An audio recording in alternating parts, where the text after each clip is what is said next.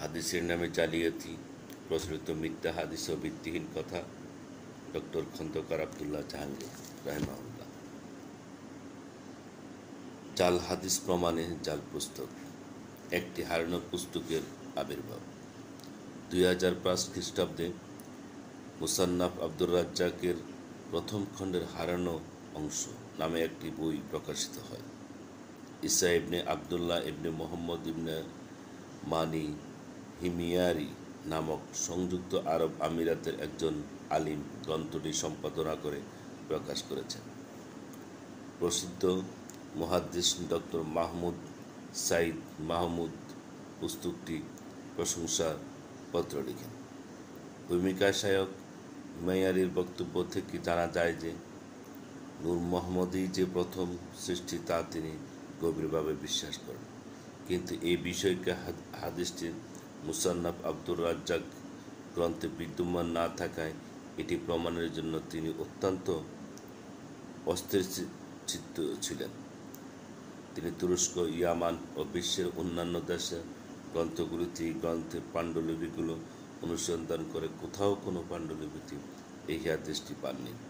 হঠাৎ করে ডক্টর সাইদ মোহাম্মদ আমিন কাদরি বারাকাতি নামক একজন ভারতীয় জেজবি সুফি শাইখ তাকে মুসান্নাফ গ্রন্থের প্রথম দুটি খণ্ডের একটি পাণ্ডুলিপি প্রদান করেন, যার মধ্যে এই হাদিসটি বিদ্যমান। বিশ্বের কোথাও পাণ্ডুলিপির দ্বিতীয় কোনো কপি পাওয়া যায় না। এতে লেখা আছে 938 হিজরিতে বাগদাদ নগরীতে ইসহাক ইবনে আব্দুর রহমান সুলাইমানি এই পাণ্ডুলিপিটি লিখেন। তিনি কোন পাণ্ডুলিপি থেকে এটি লিখেছেন, এর সনদ কি ইত্যাদি বিষয়ে তাতে লেখা নেই। ইমাইটি দাবি করেন যে এই পাণ্ডুলিপিটি 10ম হিজরি শতকেই লেখা এবং এর বয়স প্রায় 500 বছর। এই পাণ্ডুলিপিতে মুসান্নাফ আব্দুর রাজ্জাকের শুরুতে 10টি পরিচ্ছেদ বিদ্যমান, যে অধ্যায়গুলি বিশ্বের অন্য কোনো পাণ্ডুলিপিতে নেই। প্রথম পরিচ্ছেদের নাম নূর মোহাম্মদের সৃষ্টির অধ্যায়। পরবর্তী পরিচ্ছেদগুলোতে উজুর অধ্যায় মুদ্রিত। গ্রন্থটির প্রথম অধ্যায়ের নাম কিতাবুল ইমানের অধ্যায়। এই অধ্যায়ের উপরে একটি মাত্র পরিচ্ছেদ রয়েছে। এই পরিচ্ছেদের উপরে হাদিসটির সনদ নিম্নরূপ। আব্দুর রাজ্জাক মামর থেকে তিনি ইবনে মুনকাদির থেকে তিনি জাবির থেকে তিনি বলেন, আমি রাসূলুল্লাহ সাল্লামকে জিজ্ঞেস করলাম প্রসিদ্ধ মুহাদ্দিসগণ পাণ্ডুলিপি এবং এতে বিদ্যমান হাদিসগুলোর সনদ ও মতন বিচার করে সন্দেহাতীতভাবে প্রমাণ করেন যে পাণ্ডুলিপিটি পুরোটাই জাল। আমাদের এই গ্রন্থের পরিসরে বিস্তারিত আলোচনা সম্ভব নয়। আমাদের সংক্ষেপে নিম্নের বিষয়গুলির দিকে পাঠকের দৃষ্টি আকর্ষণ করছে। তুর্কি সুলতানগণ বিগত কয়েক শত বৎসর যাবৎ বিশ্বের সকল দুষ্প্রাপ্য পাণ্ডুলিপি সংগ্রহ করেছে, যেগুলি তুরস্কের বিভিন্ন লাইব্রেরিতে বিদ্যমান। খোদাবস্ক লাইব্রেরি সহ ভারতেও অনেক প্রসিদ্ধ গ্রন্থাগারে মুসলিম বিশ্বের প্রাচীন দুষ্প্রাপ্য পাণ্ডুলিপি সংরক্ষিত। উপনিবেশ সময় ইংল্যান্ড, ফ্রান্স ইত্যাদি দেশের পণ্ডিতগণ মুসলিম দেশগুলো থেকে সকল পাণ্ডুলিপি সংগ্রহ করে নিজেদের দেশের জাদুঘর ও পাঠাগারে সংরক্ষণ করেছেন। বিশ্বের কোনো জাদুঘরে বা লাইব্রেরিতে নেই এমন একটি পাণ্ডুলিপি আল্লামা রেজা খান বেলভির বক্ত কোনো পীর সাহেব বাড়িতে পাওয়া যাবে। বিশেষত আল্লামা আহমদ রেজা খান বেলভি গবেষণা ও অধ্যয়নকে ওয়াহাবিদের পরিচয় বলে গণ্য করেছেন। তিনি বলেন, আহলে সুন্নাত কাওয়ালি ও উরুসের সাগর, দেওবন্দি ওয়াহাবি গ্রন্থ রচনা ও পাঠদানের সমুদ্র, সুন্নির খরচ কবর ও খানকার জন্য, মসজিদ খরচ ইলম ও মাদ্রাসার জন্য। এমন একজন পীর সাহেব 500 বছর যাবৎ একটি পাণ্ডুলিপি সংরক্ষণ করলেন। বিশ্বের বিশেষজ্ঞ আলেমদের দিয়ে এই বিশুদ্ধতা প্রমাণ না করে তিনি নূর মোহাম্মদীর প্রমাণের জন্য পাগলপাড়া শাইখ ইমিয়ারিদকেই তা প্রদান করলেন। তিনি তা কাউকে দেখতে দিচ্ছেন না। 2 পাণ্ডুলিপিটি 933 হিজরি সালে লেখা বলে তিনি দাবি করা হয়েছে, কিন্তু লিপিকার কার কাছ থেকে শুনে কোন পাণ্ডুলিপি থেকে লিখেছেন তা বলেননি।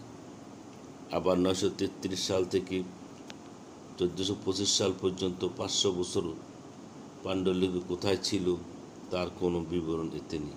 ইসলামী পাণ্ডুলিপির সম্পর্কে অভিজ্ঞ সকলেই জানেন যে এটি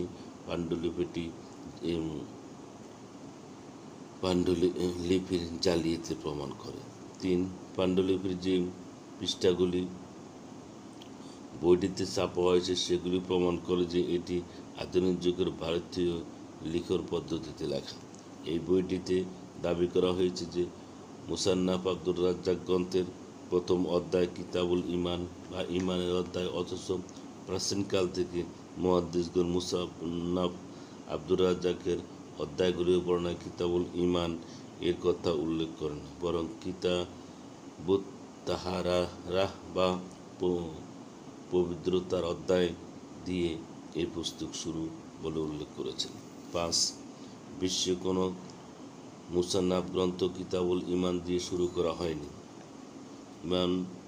ইমাম আব্দুর রাজ্জাক এর 2211 হিজরির পরে আবদুল্লাহ ইবনে মুহাম্মদ ইবনে ইব্রাহিম ইবনে উসমান আবু বকর ইবনে আবি শাইবা তার প্রসিদ্ধ মুসান্নাফ গ্রন্থ রচনা করেন। এটিও কিতাবুল